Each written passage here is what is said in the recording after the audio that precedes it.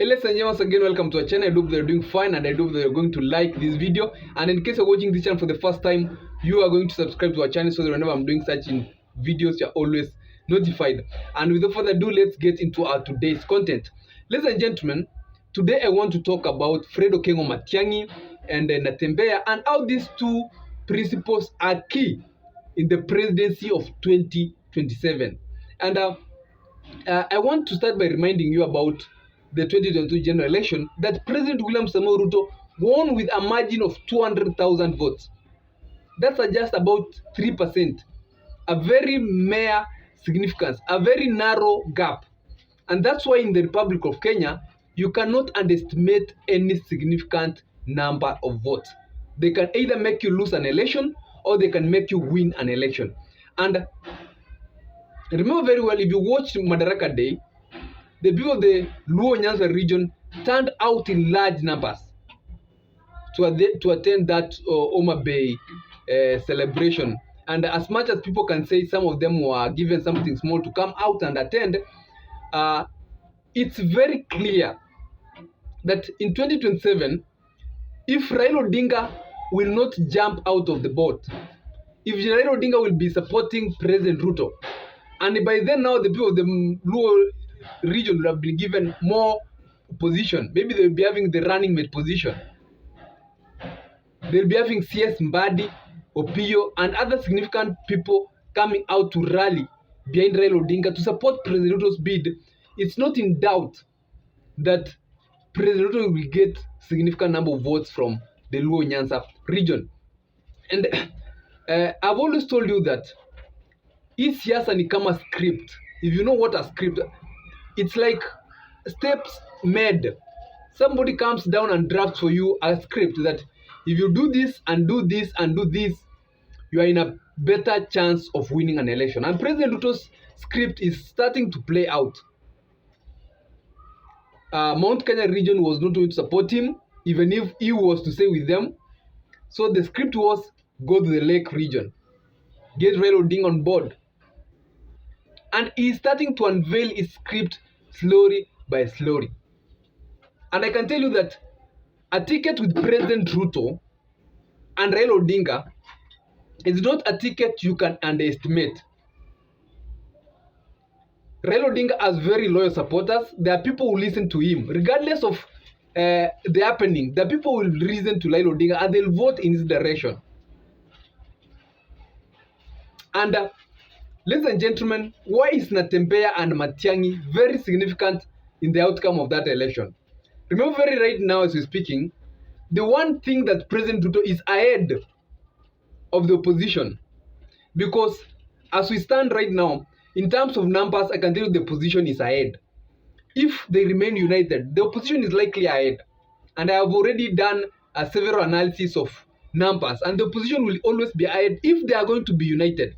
But one thing President Ruto is ahead of the opposition is in terms of organization. Whoever is joining President Ruto right now, should it be Raila Odinga or another principle, he already has it in mind that the flag bearer is President Ruto. So anything I can get is more or less of a running mate or CS or other position. But for the presidency, it's already settled for President Ruto. And there is nothing like division or so. So President Ruto is ahead in that.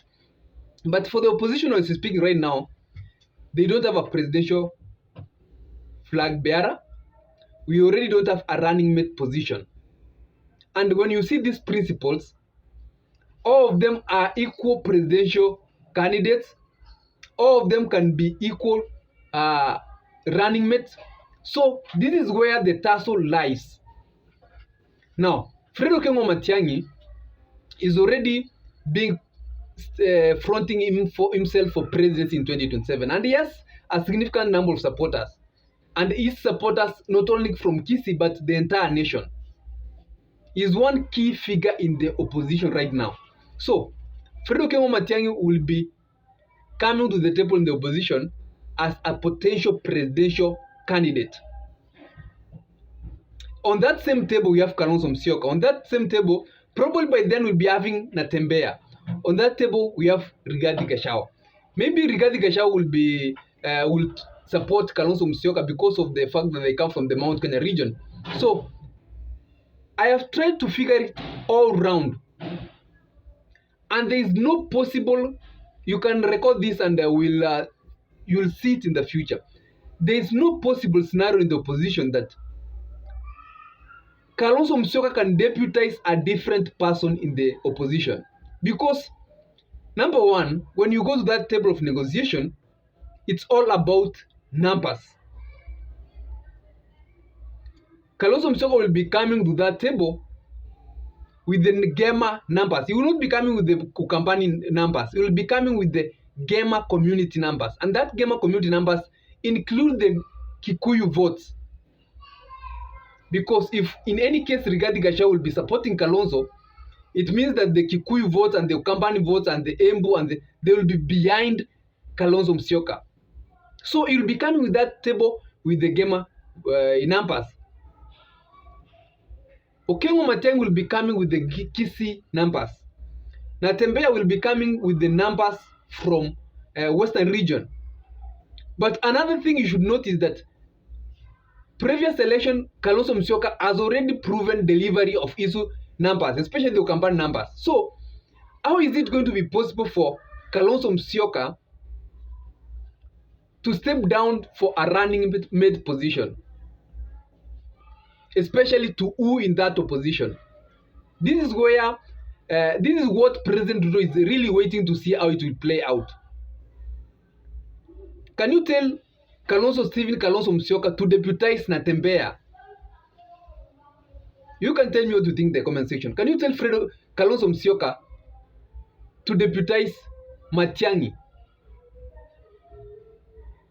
Okay, it's a possible ticket, but under what condition, under what negotiation do you say now that Fred in that room of discussion that Kalonzo Musyoka, because of this and this reason, we want you to be a running mate or a running mate for Fred Matiangi? It's a very difficult tussle. Number two, Kalonzo Musyoka has always wanted to run for presidency. You can remember that he has been supporting Raila Odinga as a running mate position. So he's in that opposition. The first thing you agree with me is that Kalonzo Musyoka will either be a president, or if he will lower his ambition, which is very difficult, I've said, it will be a running mate position, in a running mate position. So if Matiangi is in going for presidency, and Matiangi is told, okay, you are going for, you'll go for the running mate position, will Natembeya support that ticket? Number two, will the Jubilee Party, with Uhuru behind it, accept that Matiangi lowers its ambition and goes for the running mate position? This is the very difficult thing that the opposition needs to tackle as early as possible, because you cannot stand a split opposition against a ticket of Raila Odinga and President RUTO. That's a very difficult, is a very high risk. If that opposition splits, they'll be giving chance to Raila Odinga and RUTO to emerge victorious mapema sana.